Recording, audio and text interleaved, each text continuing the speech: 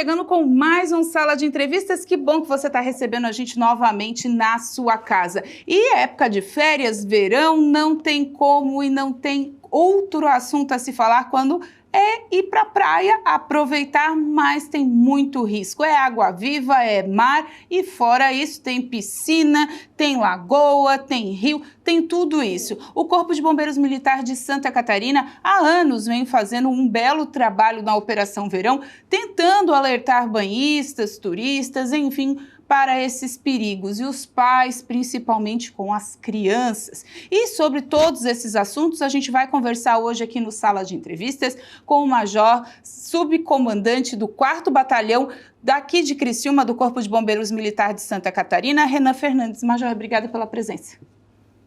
Nós que agradecemos a oportunidade de poder estar conversando com a comunidade, né, falando um pouco sobre as atividades que são desenvolvidas, que são desempenhadas pelo Corpo de Bombeiros e agora, né, em especial, devido ao aumento da temperatura, né, as pessoas acabam procurando os variados meios aquáticos, né, seja no mar, seja na lagoa, seja piscina, para poder se refrescar um pouco por conta do verão. E isso causa, infelizmente, os afogamentos, né? O número já chegou, vocês já chegaram a um número bem alarmante alguns anos atrás, andou diminuindo, mas esse ano começa a causar preocupação de novo, né, Major? Sim, é importante, né? A gente sempre vem trabalhando, o Corpo de Bombeiros trabalha incisivamente a questão da prevenção, né? Ou seja, evitar que aquele afogamento ele ocorra, ele aconteça. Já tivemos temporadas anteriores, há 5, 8 anos atrás, de ter 15, 13 óbitos durante a temporada, né? Felizmente, com o empenho, o emprego dos guarda-vidas civis, guarda-vidas militares, conseguimos reduzir drasticamente, né, esses números também. E ainda assim, né, temos ainda algumas ocorrências de afogamentos. Isso denota aí a necessidade de que a população se conscientize sobre os riscos, os perigos que nós temos nos nossos ambientes aquáticos, né? Tanto as praias como piscinas, lagos, lagoas e as mais variadas locais, né, que o pessoal acaba procurando para se banhar. Quando chega essa temporada, né, a temporada de verão, para o pessoal entender, como é que fica o efetivo de vocês distribuídos? Vocês fazem essa operação, né, mas vem efetivo de fora, vocês mandam efetivo para outros locais com mais gente? Como é que funciona toda essa logística, Major? A gente sempre comenta, né, que a Operação Veraneio ela inicia logo após o término da temporada anterior, então já lá no início de março a gente já inicia os planejamentos, verificando tanto a parte logística, né, que há necessidade de ser realizada, a parte de postos, de recuperação dos postos de guarda-vidas, a parte também passando as viaturas, embarcações, então toda a parte logística, né, para que a gente agora já nos meses de setembro, outubro, já esteja com isso instalado, para então poder estar prestando a parte da Operação Veraneio. E aí nós temos dois momentos, né? Nós temos os guarda-vidas militares, que são os militares orgânicos do Corpo de Bombeiros, que faz toda a parte de coordenação da Operação Veraneio, e também os guarda-vidas civis. Então, os guarda-vidas civis são pessoas da comunidade, pessoas civis, que durante a Operação Veraneio se juntam ao Corpo de Bombeiros, né, para estar atuando também junto à atividade de salvamento aquático. Nesse período a gente tem tanto os guarda-vidas civis que trabalharam em temporadas anteriores, que são os guarda-vidas civis recertificados, e um novo curso de formação, que então é o curso de formação de guarda-vidas civis voluntários. Eles recebem toda a instrução, todo o treinamento, tanto na parte de atendimento pré-hospitalar, recuperação de afogado, a parte de prevenção, a parte, né, dos cuidados com o meio ambiente, como atuar no caso de lesão causada por água-viva e várias outras atividades, né, que a gente acaba se deparando no dia a dia no atendimento das ocorrências na orla. E é claro, né, que nunca o efetivo é o suficiente. Se tivesse mais, estava bom, né? Mas hoje a nossa região sul aqui de Santa Catarina, ela está bem guarnecida, pelo menos assim, os postos principais, o pessoal está bem espalhado, Major? Nós temos 82 postos na área do 4º Batalhão, que vai desde o Balneário Torneiro até lá no extremo sul de Santa Catarina, né? Na divisa com o Rio Grande do Sul. Então, em todo esse litoral nós temos 82 postos. Nós enfrentamos, né, uma dificuldade em encontrar, né, os guarda-vidas que tenham as condições, até porque para ele se tornar um guarda-vida ele vai ter que saber nadar, ele vai ter que estar numa boa condição física, ele vai ter que conhecer, saber e ter o domínio, né, como atuar num ambiente de mar que é totalmente diferente já de um ambiente de água doce, né, do rio, de um lago, tem correntes de retorno, então isso traz um dificultador de a gente encontrar pessoas que possam passar por esse processo e, de fato, né, elas possam realmente ser guarda-vidas, né, não basta só saber nadar, além de nadar, ela tem que ter toda uma capacitação para fazer a atuação e poder fazer um salvamento em segurança, né, lembrando que o objetivo é guarnecer a segurança. Na área do batalhão nós temos cerca de 200 pessoas, né, entre guarda-vidas civis, guarda-vidas militares, que se revezam diuturnamente para garantir essa parte de segurança aquática. O Corpo de Bombeiros frisa mais uma vez a questão da prevenção, ou seja, muitas vezes não há glória nenhuma em fazer um salvamento que poderia ter sido evitado. Então a corporação trabalha dessa forma de maneira incisiva, né, procurando atuar na prevenção. Na temporada passada, para aqueles que estão nos assistindo têm uma ideia, né, foram mais de 400 mil prevenções.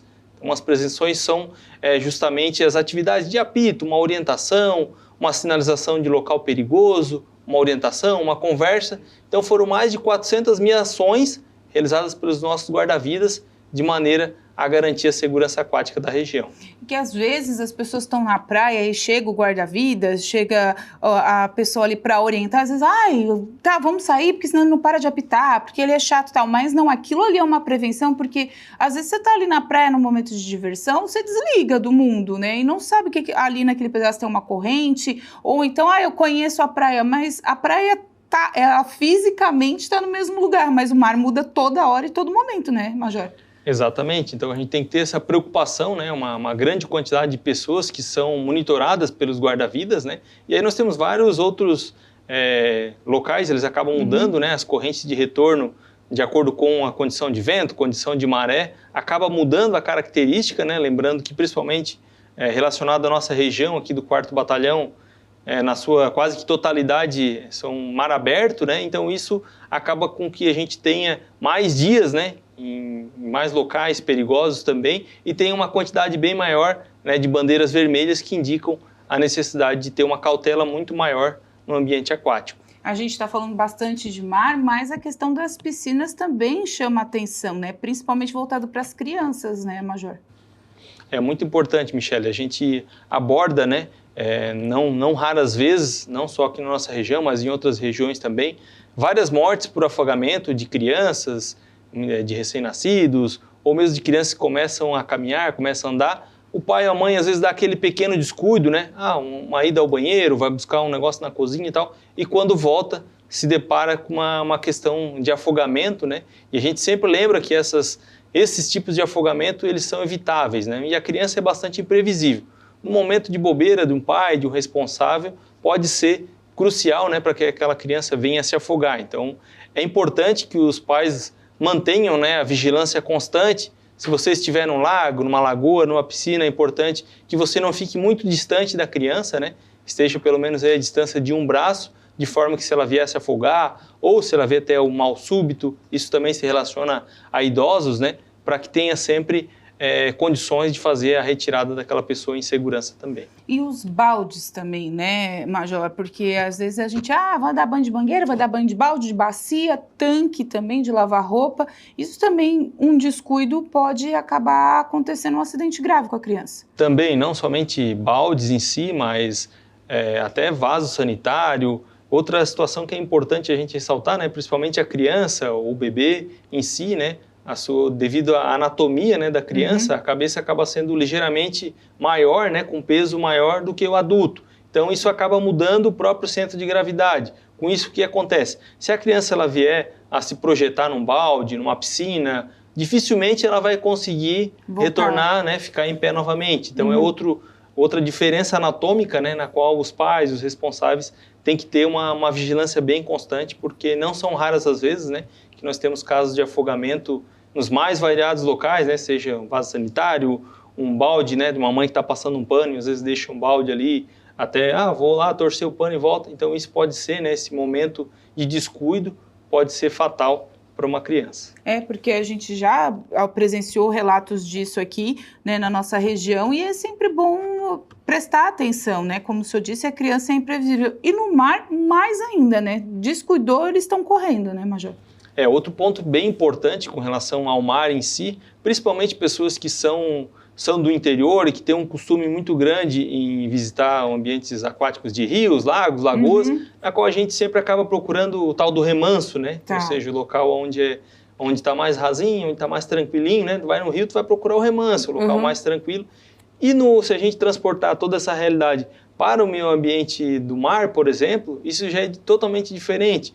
No local ali onde a onda não está quebrando, onde tem uma espécie de remanso, né? Se a gente for olhar o ambiente do mar, ali significa, na grande maior parte das vezes, uma corrente de retorno, ou seja, uma espécie de canal, né, de rio, que vai acabar puxando aquela pessoa para dentro. Então, se a gente for optar, né, olhei lá para o mar, verifiquei qual é o local mais adequado para mim banhar, né, onde tem a espuma, onde tem que a onda acaba quebrando, né, ali talvez seria o local mais adequado, enquanto que no remanso ali poderia ser, tornar um local de afogamento, né, tendo em vista podendo ser uma corrente de retorno.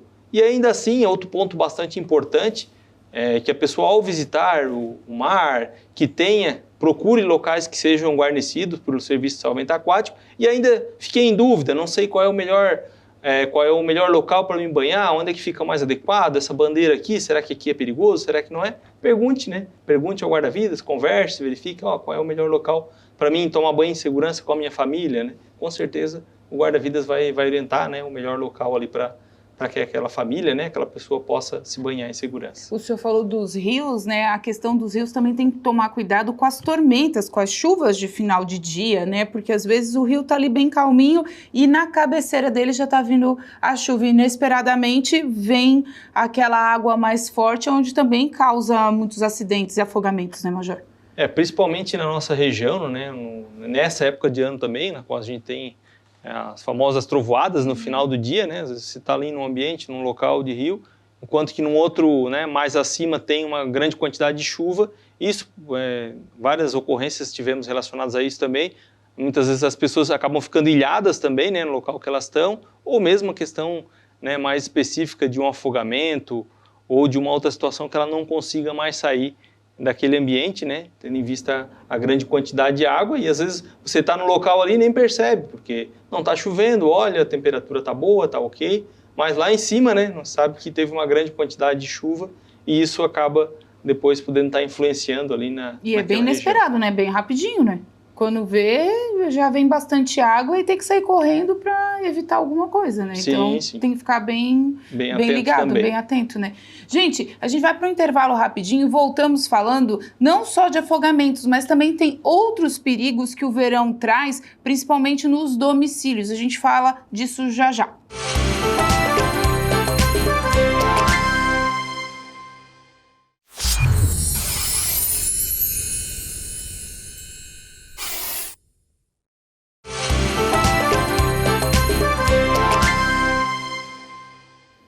De volta então com o nosso Sala de Entrevistas. Hoje estou recebendo aqui o Major Subcomandante do 4º Batalhão de Criciúma do Corpo de Bombeiros Militar, Renan Fernandes. A gente falou bastante sobre a questão dos afogamentos, mas na praia também a gente tem uma coisa característica que são as águas-vivas. Elas estão voltando. O que elas realmente causam? Qual é o transtorno que elas causam para as pessoas que têm contato com elas, Major? Importante, devido à grande quantidade de casos, né, de afogamento, aliás, melhor dizendo, né, de casos de águas-vivas, de lesão causada por água-viva, né, que é uma situação que traz uma dor, um desconforto bastante grande, né, principalmente nesse período do verão, na qual elas acabam atingindo, né, a pessoa está nadando ou está no mar e essa água-viva acaba entrando em contato com a pele, né, devido à grande quantidade, né, o grande número de casos. Inclusive, nós criamos uma bandeira, né, específica para informar os banhistas que ali tem uma grande quantidade de águas-vivas. Então, é importante que você que está nos assistindo, né, ao se deparar com a bandeira lilás, então a bandeira da cor lilás que vai estar instalada no posto, se ela estiver hasteada, significa que nós temos uma grande quantidade de águas-vivas na praia, né? Dessa forma, então, a pessoa que tem alergia ou mesmo que tem criança, já vai entrar na praia sabendo que pode, né, ter contato. Um contato com a água viva também. A bandeira vai estar no posto ou hasteada junto com aquela bandeira vermelha que vocês geralmente colocam quando tem correnteza? Exatamente, vai estar em cima, né, a bandeira que junto. indica o risco, né, que aí pode ser vermelha, amarela ou verde. Lembrando que a vermelha é um alto risco de afogamento, a amarela é um médio risco de afogamento e a verde, né, um baixo risco de afogamento. Na grande maior parte das vezes, devido à condição do nosso mar, como eu já falei também, elas vão estar, né, na coloração vermelha ou amarela, né? E aí, logo abaixo da bandeira de indicação desse risco da praia, né, nós temos a bandeira lilás. E aí, quando tem a bandeira lilás, você já sabe que tem uma grande quantidade de águas vivas ali no mar, né? E é importante manter todo o cuidado, toda a cautela. A queimadura de água viva, ela é bastante dolorida, né? Ela causa uma dor bastante grande. É um ponto bem importante também com relação ao tratamento, os primeiros socorros. É isso que eu ia perguntar para o senhor. Tem muito mito, né, nesse primeiros socorros aí, quando é pego por água-viva, né? Isso, a pessoa acaba passando areia, passando outras coisas que não vão ajudar, né? O que a gente orienta é lavar com a própria água do mar ali, se você estiver um pouco mais afastado ou que não estiver tão próximo.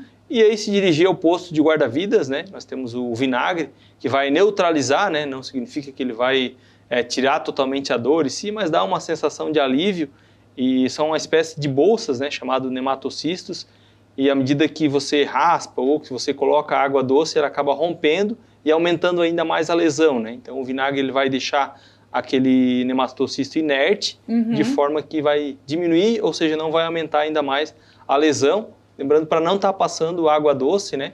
Muitas vezes a criança sai ali naquela correria, sai gritando para a família ali, e a primeira coisa que o pai ou a mãe faz é, vamos lá tomar um banho, coloca embaixo do chuveiro, enquanto que aquilo vai acabar agravando ainda mais a lesão. Então a orientação é fazer a lavagem, né, com a própria água do mar, e aí está passando o vinagre para fazer a contenção, né, para fazer com que não aumente ainda mais as lesões. Aí depois que passou o vinagre, aí sim, depois de um tempo pode tomar banho normal, enfim, é isso? Sim, depois passando aquele prazo também, né? Outro ponto importante, principalmente pessoas que têm histórico de alergia, né, com camarão ou mesmo com outras situações, que fique atento, ou crianças, né, ao sinal de febre, sinal de calafrios ou mesmo alguns espasmos, para que procure quanto antes também um tratamento médico, para que então possa ser medicado. Ela pode chegar a esse grau de dar algum tipo de reação mais extrema fora a queimadura? Sim.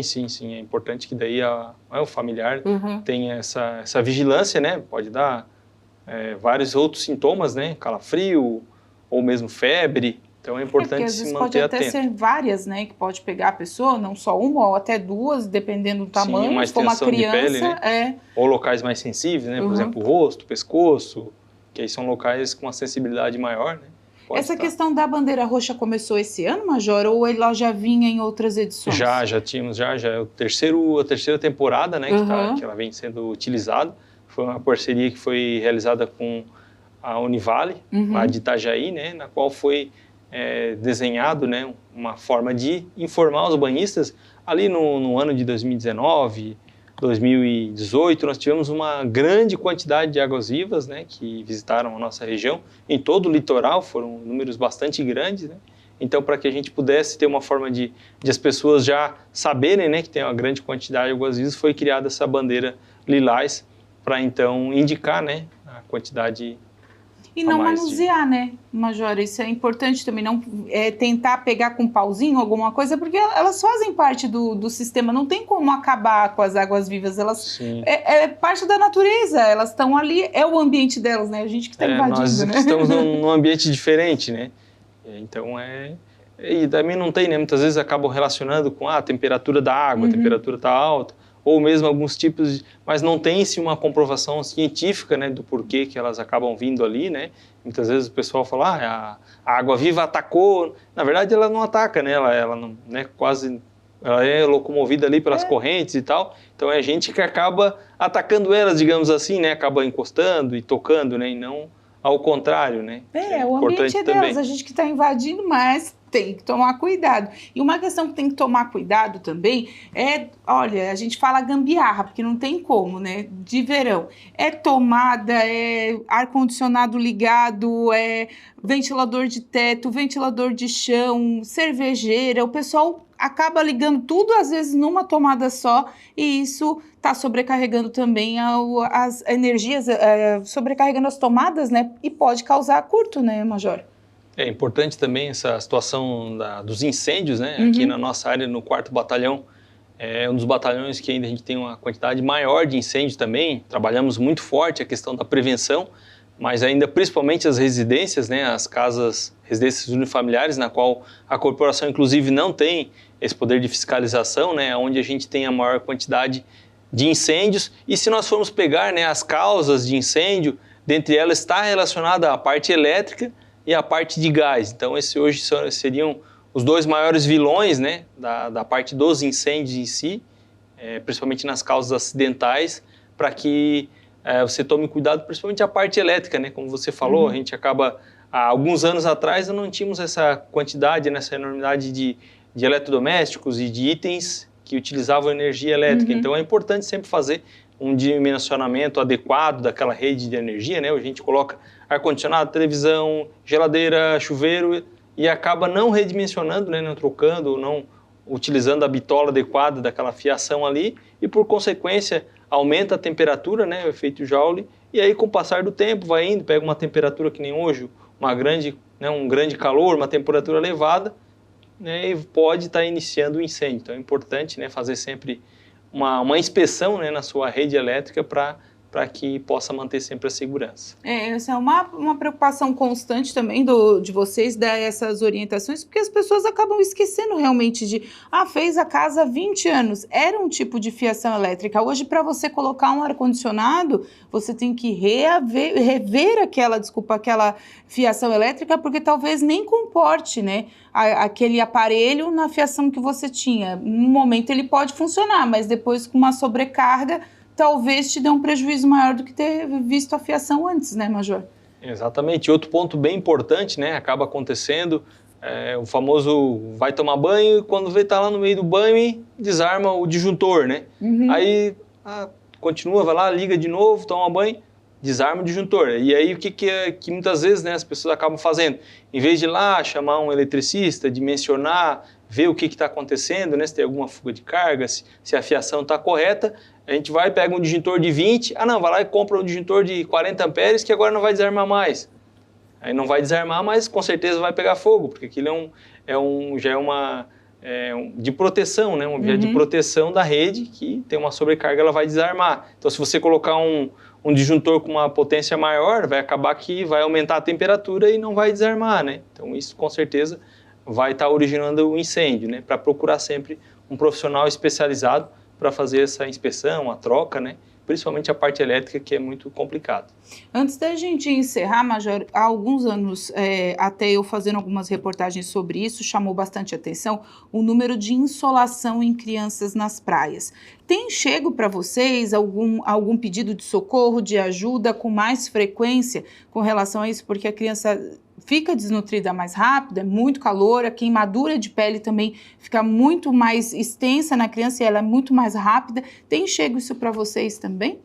A gente acaba atendendo algumas questões diretamente que não são só as crianças, né, que são acometidas pela insolação, mas os adultos também. A gente, né, naquele afã de visitar a praia e tal, vai de manhã cedo e quer ficar até no outro, né, se bobear vai de manhã cedo e fica até o período da noite. Então é importante sempre tomar alguns cuidados, né, principalmente com crianças e idosos, né, que são os mais vulneráveis também, de estar tomando bastante água, né, durante o período que estiver lá, então a hidratação constante, reaplicar o filtro solar. Muitas vezes a gente vai na praia, é costumeiro, né, a gente passa uma vez o protetor e acha que aquele protetor ele vai durar durante o dia todo, né, então necessidade, entrou no mar, voltou, vai ter a necessidade de reaplicar, utilizou a toalha, então está sempre fazendo a reaplicação do protetor solar, está levando também o seu guarda-sol, né? A gente sabe que quando vai para a praia é uma grande quantidade de coisas que a gente acaba levando, mas um item muito importante